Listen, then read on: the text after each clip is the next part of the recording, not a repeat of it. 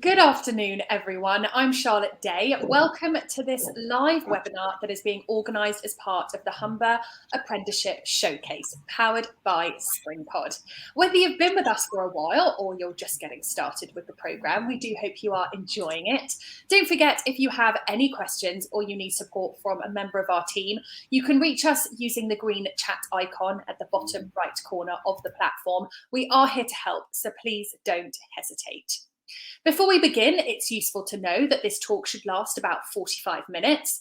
Don't forget to use the Q&A function to ask questions to your guests today. They'd love to answer them and they are here to help, so definitely make the most of this time. Due to the number of questions that usually come through, though, we may not be able to answer every single one. So please use the upvote function if you spotted a question that you also wanted to ask. It's the little thumbs up underneath each question, and the most popular ones will rise to the top of the list. Those will be the ones that we ask. If you do miss this webinar or you need to leave halfway through for whatever reason, do not worry, as this is being recorded, and we always aim to have the recordings available within 24 hours so you can come back and watch it on demand. In today's webinar, we are going to be talking about RES, and joining us to do that is Corinne Barry, Gary Montgomery, Robert Scott. Welcome. It's a pleasure to have you all here today. Now, Corinne, you are the company's local stakeholder engaging with local education. You will be running through the process side of your apprenticeships programs at RES. And Gary and Robert, you will both be sharing your apprenticeship to employment journey with us. You've got a presentation prepared, so when you're ready, please begin. I'll come off camera and sound, and the floor is yours. Thanks very much, Charlotte. Welcome, everyone. Thank you for showing interest in our presentation today. So as Charlotte's kindly said, my name's Corinne, and I'm going to run through briefly a little bit about RES and the process side of how we recruit our apprentices. So firstly, a little bit about RES. We're a global company. We employ over 2,000 employees globally. We've been in the renewable energy game for over 40 years. That's not just offshore wind, that's onshore wind, solar, battery storage, and also national grid. Currently, we have over 22 gigawatts of projects under our portfolio, and 7.5 gigawatts of those, soon to be 9 gigawatts, is what we call operational assets, where we support those for other clients. So now we're just going to show you a very quick video looking at the day-to-day sort of journey and jobs that you can expect that RES would carry out on an offshore wind farm or offshore substation platform. Please play video.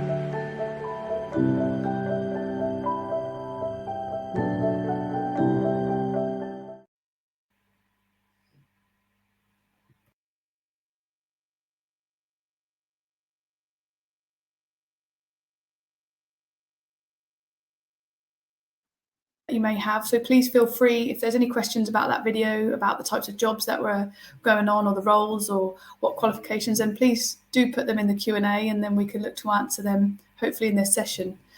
I should just add that RES is the world's largest independent renewable energy company in the world, and I'm very proud to work for RES, working here in the Humber. So currently we don't actually have any active apprenticeship roles available in the Humber in our offshore sector. However, we are looking to change that moving forward in the next 12 months. And this generally is the recruitment process that we follow in RES when we are looking to recruit for an apprentice. So once we've identified the skills gap and the type of role that generally may be difficult to source, so in offshore wind that could be for something that we call an SAP, which is a senior authorised person, which has to have high voltage or electrical experience.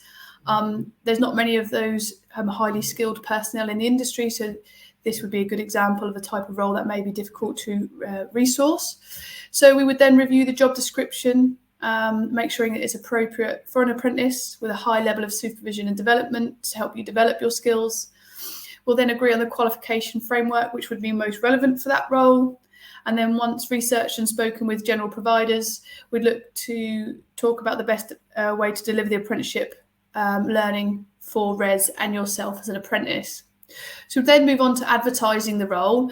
Sometimes we'd look to providers to support this, so agents or in establishments like schools and colleges themselves. Otherwise, we just advertise this on the National Apprenticeship website, which is apprenticeships.gov.uk, or for our Scottish counterparts, it's apprenticeships.scots. We also advertise any apprenticeship roles we have on our own website. Applicants can then apply via our recruitment portal, which is online as well, and then we will then shortlist CVs. Again, some colleges have specific eligibility requirements, so they may be involved in this process as well.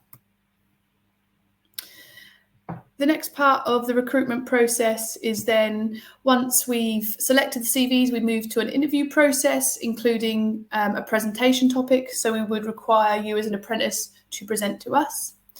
Once a successful apprentice has been selected, we then have to support your application for the course via the provider or college or university in question. And there's usually a variety of learning agreements by all parties involved to be agreed and signed.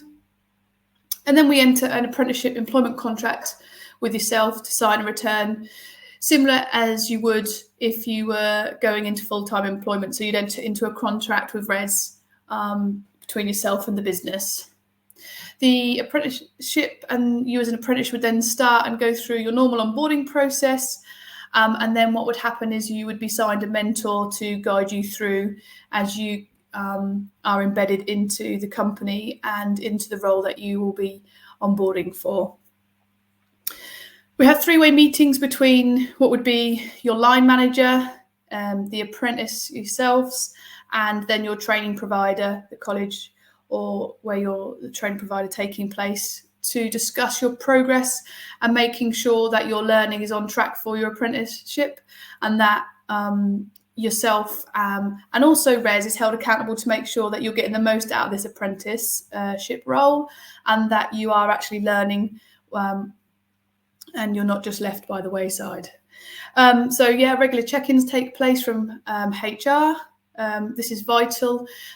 This is to make sure that it's an opportunity to make sure that if you have any concerns, if you're not happy with your apprenticeship, if you don't feel like things aren't going great, or you've got any issues you want to raise, then they can be raised in confidence without you feeling dissert or anyway.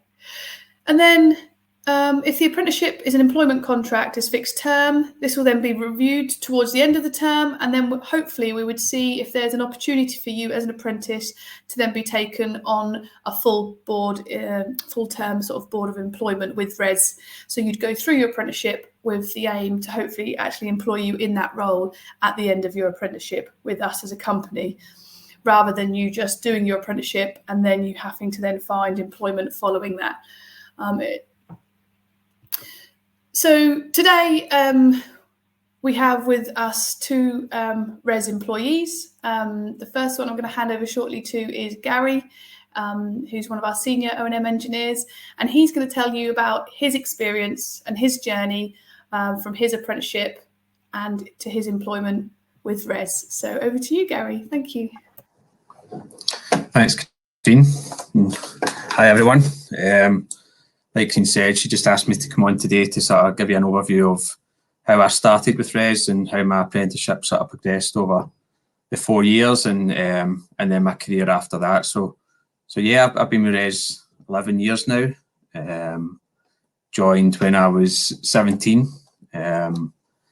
So yeah, just what was I doing before my apprenticeship and how it came about, really. So yeah, I was looking for an apprenticeship after finishing school. It was always something that I wanted to get into. Although at the time it was kind of notoriously difficult to get anything. I was looking perhaps for like a trade apprenticeship. But yeah, really struggling to find something around that time.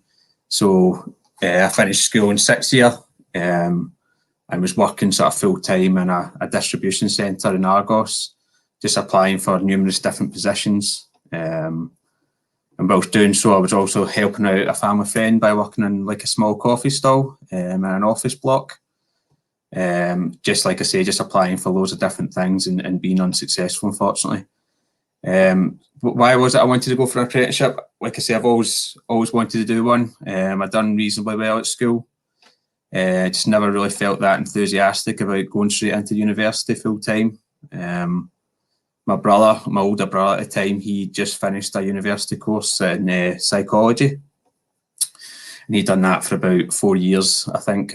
Like I say, he'd done psychology and once he completed that, he couldn't really get a job doing anything in psychology. So he felt himself that he kind of wasted those 4 years. I think he was working at the bank at the time and then just went full time in the bank and it's done reasonably well since then. So I didn't really want to make the same mistake he did and do a course at university where I had no real career prospect. So yeah, I thought an apprenticeship would suit me better. Now obviously university is great and it can be really useful if you want to go into that dream job, but sometimes it's not for everyone. And you can do something else, another route into a career that you can do extremely well out of by not going to university. So that's the route that I wanted to go down. And I really liked the idea of sort of getting hands-on experience whilst earning a wage at the same time. So yeah, just a bit of background to how I get into RES and why I chose RES. So like I say, I was working sort of part-time at that wee coffee stall in an office block. And it's funny telling this story because I feel really fortunate every time I do tell it. I think it was a case of being in the right place at the right time. Sort of got chatting to people who are regulars at the coffee stall, and one of the department managers at RES came down one morning, and I sort of boldly just asked them if they were recruiting or running an apprenticeship scheme, which luckily they were. It was I think it was one of the first apprentices that RES took on. Like I say, this was 11 years ago now. So yeah, he just invited me to apply through the normal application process. So I sent him my CV and got invited for an interview. So that was, I think that was a 2-stage interview, pretty informal. But yeah, you're just trying to show your interests and show what you're keen on doing and what you do in your spare time. And yeah, and luckily got accepted from there and yeah, started my apprenticeship journey from there. So I've just got some prompts here. So I've just asked, do you know much about offshore wind and the apprenticeship before you joined RES? And the truthful answer is that no, I didn't really. I knew relatively nothing about offshore wind. I knew obviously that renewable energy was certainly becoming more talked about in the news. I knew it was going to be a good industry to get into, but I never had any set plan or goal to kind of get into renewables as a career. It just kind of worked out really well for me and really luckily. I couldn't have picked a better industry, I don't think. So certainly now it's certainly getting much bigger and bigger. So yeah, definitely a good industry to get into.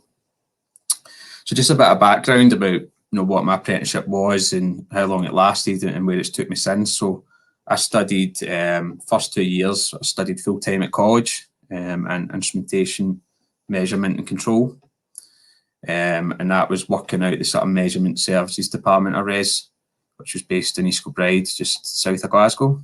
Now this measurement services department sort of sits within the wider technical department of RES, with around about 15 or 20 staff at the time. So the main role of that department was we were deploying and maintaining measurement systems worldwide, actually. And the sort of sole purpose of that was to collect wind data for potential wind farm development. So like I say, I was at college full time, first 2 years. The remaining 2 years were spent at RES, you know, in the office, getting hands-on experience with engineers and technicians there. So I was just shadowing them, you know, directly. And when I was completing tasks and stuff on site, I would write up about the experiences and the tasks and what I'd done in sort of logbook form. And then the college would come out and sort of assess that logbook. So a college representative would come out and sort of assess that logbook. So yeah, 4 years in total, 2 years full-time at college, 2 years full-time at RES. Quite interesting to do. I got to travel a fair bit. Quite a lot of travelling, to be fair, mostly in the UK. There was quite a lot of development at the time, sort of north of Scotland, which obviously is not too far from where I am at the minute. But yeah, done a lot of travelling all over the UK and Ireland. A few occasions I did get to go overseas as well. So France, Sweden, Denmark, a few places. Although the other apprentice who joined at the same time as me, he was a wee bit luckier. He got to get as far as Australia and South Africa as well. So yeah, he was definitely a wee bit luckier. Sort of favourite parts or highlights for me throughout the apprenticeship. Probably just that, just the travelling, really, getting to experience different things. Joining as a sort of young boy at 17, it's, you know, it's a first experience for you to get to travel with work and see different places and work with different people. And I was having a think of this the other day. It does sound a bit cheesy, but it's a good feeling going to college and learning something and being able to sort of put it into practice. I think a lot of the time, especially me at school, I was learning all this theory, but you couldn't really visualise how to implement it into sort of reality. So it was quite a nice feeling being able to go to college and learn something that you knew was going to be really useful for you, and then be able to sort of implement that into your work. It's a nice feeling. So yeah, similarly with the worst part, I was trying to think back. What would I say the worst part of the apprenticeship was?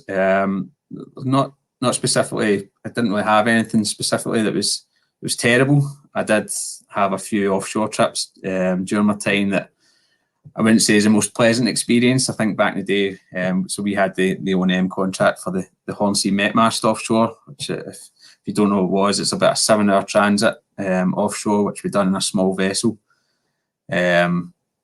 Typically, we're out there for about 2 or 3 days, and we're sleeping on this vessel in the evening as well. So if someone get a bout of seasickness, which is quite often the case, quite tightly compact on this wee vessel, then you can imagine what it's like. But like I say, that was a good while back now. I think nowadays, especially at Hornsea, there's the big jack-up vessels and things are a lot more comfortable and things have moved on a bit more now. So yeah, if I had to pick something, it was that. But again, it's an experience, isn't it? So so how did I go about employment after completing my apprenticeship? So yeah, I was just employed directly by RES after I completed my apprenticeship. I was taken on as a instrumentation technician, firstly onshore, and then I get moved into the offshore team as well. So where I am now, just as an O&M engineer for RES Offshore, and we look after. At the minute, I'm responsible for looking after a couple of assets, a couple of met masts offshore, so we maintain them, yeah, just on a yearly basis. So the next question, if I go back to my younger self and give one piece of advice about my journey, what would it be? So yeah, I was having to think about this. I maybe wouldn't direct this directly at myself, but because I think I was actually pretty good at this, but something that I would give advice on, or I think really helped me when I was younger, is just be open to every opportunity that's presented to you. you know, I was determined to go on every site visit with an engineer, or I was open to any offshore trip, no matter how long or difficult it seemed at the time. You know, there wasn't much responsibility placed on me, but it sort of showed the engineers and technicians above me that I was always willing to learn, and help in any way I could. And I just, even if it was just for an extra pair of hands, I think that does go a long way with people. Like I say, even if I wasn't directly involved, you're always there and you're always standing over somebody else's shoulder, watching what they're doing, and things slowly start to sink into you, and you start to pick up the correct way of doing things.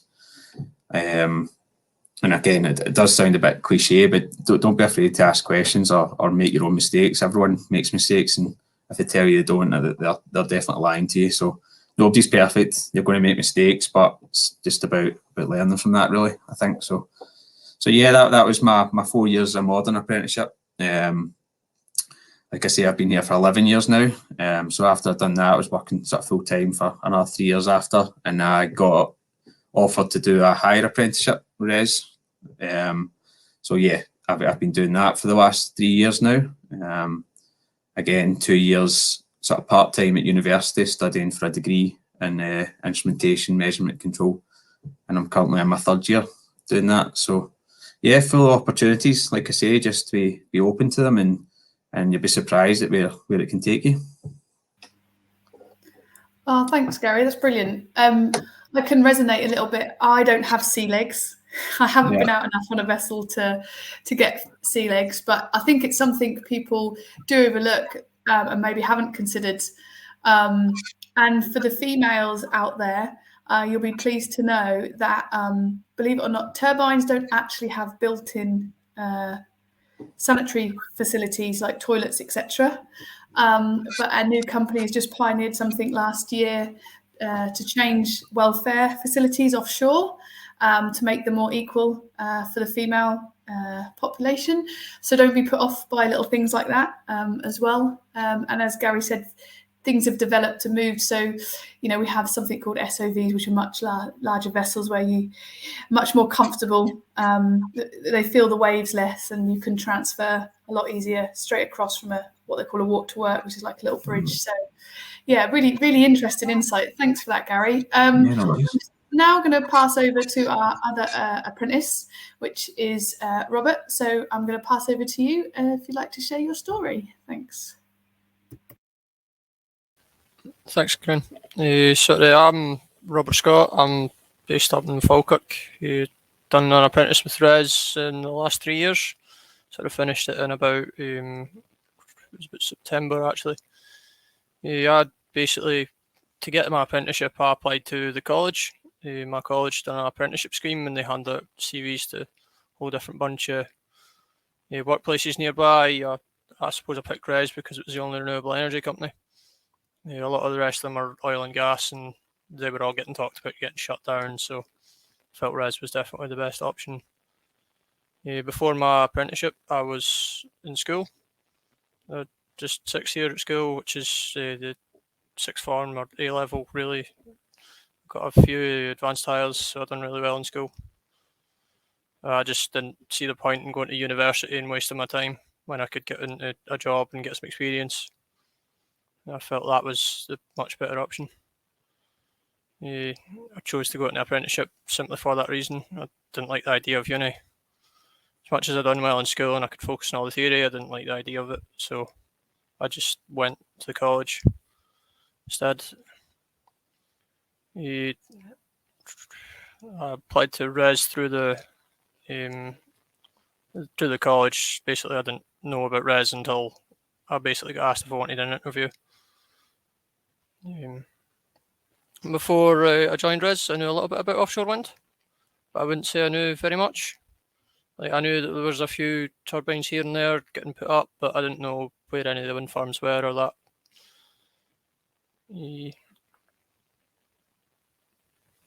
During my apprenticeship journey, I got to travel quite a bit. I remember going offshore to NOAA.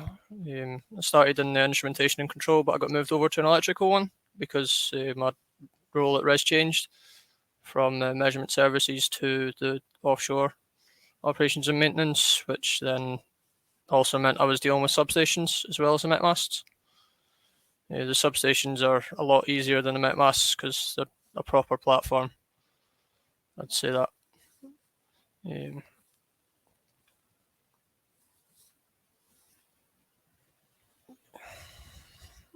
My favourite part of the apprenticeship, I'd say, is definitely the travel. It's good fun getting out, to be honest with you. Just take all the opportunities, I'd say.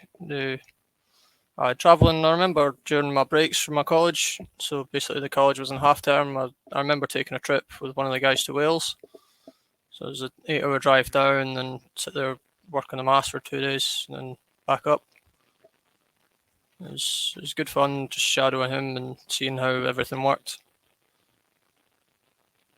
I'd say the worst part was when I was doing my logs, I sort of let them pile up. And then I remember spending 3 days absolutely rushing through all my logs. So I'd recommend not doing that.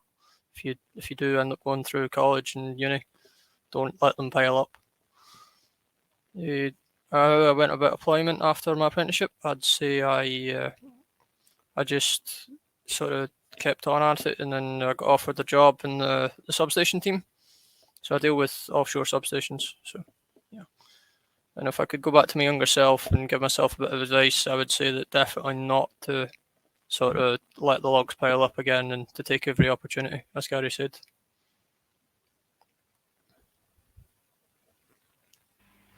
Yeah, that's about it.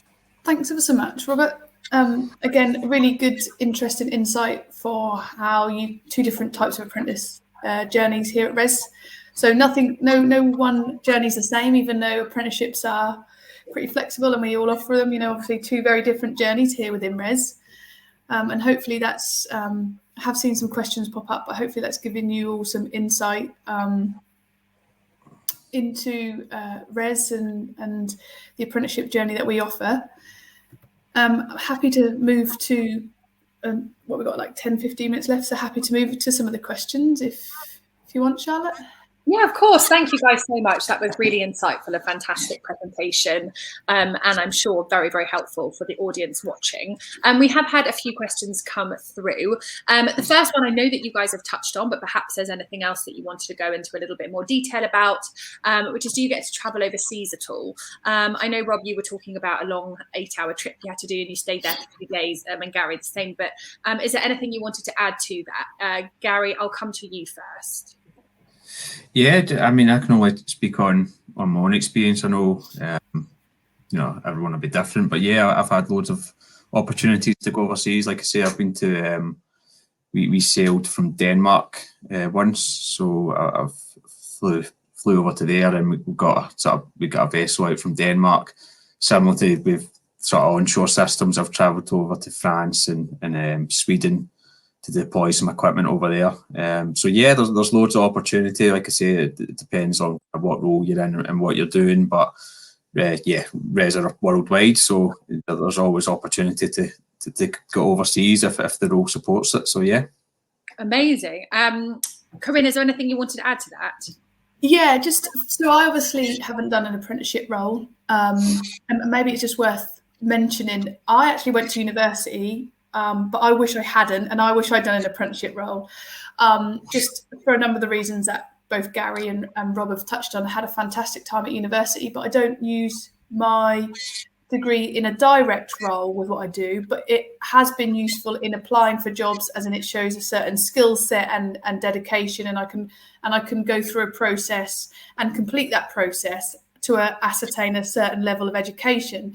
But I am a practical learner, and if you're a practical learner, like Gary alluded to earlier, where you look and learn and you can learn better from practical than theory, then like myself, I think I would have flourished more in an apprenticeship role where it's more hands-on and practical learning.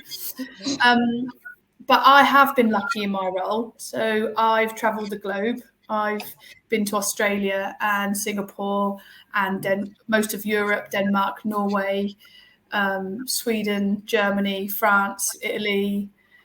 So yeah, depending on your role, you do get to travel quite a lot.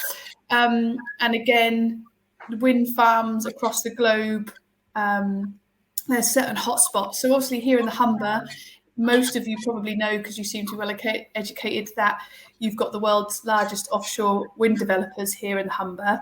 The first one being Ørsted, and the second largest developer in the world being RWE, and also the world's largest operations and maintenance base here in the Humber. And by having, like a world's first here in Grimsby, you kind of get locked in a bubble. But obviously there's growth in America and Japan and Taiwan. They're the new hotspots and places to sort of travel to for offshore wind. So there's loads and loads. And within RES specifically, they encourage internal promotion and obviously gaining experience in other sectors. So we've got a huge footprint in solar and onshore wind in Australia. So there's always that opportunity to potentially transfer to maybe our offshore office and our Australia office, and look at transferring across internally to do another renewable energy source within RES, or go to America and look at battery storage. So within RES as a company, yes, and within offshore wind as a sector, absolutely. Fantastic. That's really exciting, that it is such a global company and there is that opportunity to travel. I think that's always something that is appealing to so many people who want to work for the company. Now let's move on to our next question. Can you advise if there is any experience you look out for in the application to make me stand out? Any extracurricular activities that would help? Corinne, would you be best to answer this? Yeah, so absolutely. So most recently, I helped another student get an apprenticeship at a different company, and some of the he did additional courses out that he was interested in. So, for example, he did a couple of 1 or 2 day courses in the type of work that he was interested in, and went off his own back. So that showed a bit of dedication and willingness, and also enthusiasm and passion about, going out there, not wanting handouts, and showing he's got initiative to try and better his CV, which really stood out. And also with regards to sort of extracurricular activities, it really goes a long way if you get involved in the local community and aspects that are potentially related to offshore wind, or with schools and stuff. So, for example, I know there's a gentleman that builds turbines outside of his day-to-day job in offshore wind, and goes around schools, and some students help volunteer to help build these turbines and give demonstrations. So they do mini models on the beach. So getting involved in bits like that, and anything that you're actually truly passionate about, that's really, really key, because passion comes across naturally, and enthusiasm, and that's what's, we look for, someone who's passionate about what they want to do. That's so great to hear. Thank you. Are there any qualifications that RES would help support apprentices on whilst in an apprenticeship? So I think maybe Gary could potentially answer this one with his course that he's doing, but I believe the answer in a short version is yes, we do support a lot. But over to you, Gary. Yeah, exactly that. Yeah, like I say, I've since started my higher apprenticeship, and RES are very supportive in your career development. That opportunity was presented to me to see if I wanted to take up on it. So yeah, in short, they're very supportive of it, and they would support anything I think that you'd want to do within reason. And yeah, absolutely. Fantastic. That's really good. Sorry, did you want to add anything? Yeah, sorry, Charlotte. I was just going to say, also we have a huge within RES on our own interim. We have a whole portfolio of thousands and thousands of different courses you can sign up to free for, that RES offer as a standard. Here's a portfolio of courses and training. If you want to do it, off you go and do it. And also have sort of, like I say, an open book policy within reason. You can go to your line manager, go, I'd like to do this, and they'll go, yeah, that's fine, and you just get sign off. It's very flexible like that. And here's quite an interesting one, because I'm going to ask what the biggest misconceptions are about the industry and about doing an apprenticeship. I think a lot of people have an idea of what it is, but maybe those aren't quite correct, or maybe they are. So Gary, I'll kind of come to you and ask, what do you think the biggest misconception is about doing an apprenticeship in general, or you could make it more specific about res? God, it's a difficult question. I think that the apprenticeship was everything that I wanted it to be. I never really went in with a mindset that it was going to be, something other than what it was. So yeah, there's nothing really that jumps out to me that is a misconception. Really, as I say, it was all pretty much as I expected, if not better. So yeah, sorry, I'm not the greatest of answers. No, not at all. It's great to know. Rob, is there anything that you do you have a similar answer, or perhaps there was a misconception that you thought? No, I pretty much have a similar answer. Yeah, so a lot of companies up here have heard of people having apprentices, and they just get rid of them after so long, so they use them as like just throwaways, really cheap labour. But yeah, that's not really happened to me, and it's not really happened to anyone I know of. So yeah, that's definitely not true. Yeah, that's very good about the cheap labour, I have to say. Corinne, just lastly, is there any misconceptions about the industry in general? Yeah, I think from a female perspective, and sorry, gents on the call, a lot of females, obviously the video I just demonstrated earlier was an offshore operational video. So you do see women and men climbing and going up. But there are other apprenticeships within res that are not solely based on offshore activities. So they could be internal, like data analytics, working in an onshore environment, but looking at data analytics. So looking at the information of how well the wind turbines are performing. So I think there's a misconception that you have to go offshore and you have to get dirty and greasy and you have to wear a hard hat to do an apprenticeship in offshore wind, when actually I think it's something like only something ridiculous. I can't remember the exact figure, like 40% of the workforce in offshore wind actually go offshore and the rest is onshore. So I think the misconception is everyone who works in offshore wind works offshore on a turbine. That's not true. Yeah. Yeah, I'd support that as well. I was, like I say, I worked for a lot of onshore for quite a number of years, specifically in sort of technical. But there's loads more job roles out there other than just going out to the turbines themselves. So yeah, there's loads of different aspects to it. Wonderful. I didn't know that. So that's there we go, a misconception that I didn't know about. Thank you guys so much. We've come to the end of our webinar now. Your presentation was wonderful. Talking about your own experiences going from apprenticeship to employment was really, really insightful. So thank you so much for taking the time out of your very busy days to be here today. It's been a pleasure talking to you all. Thank you. And of course, thank you to everyone who tuned in. It was a pleasure to have you. Thank you for your questions. And make sure that you enjoy the rest of the Humber Apprenticeship Showcase here at SpringPod, and we'll see you soon. Bye for now.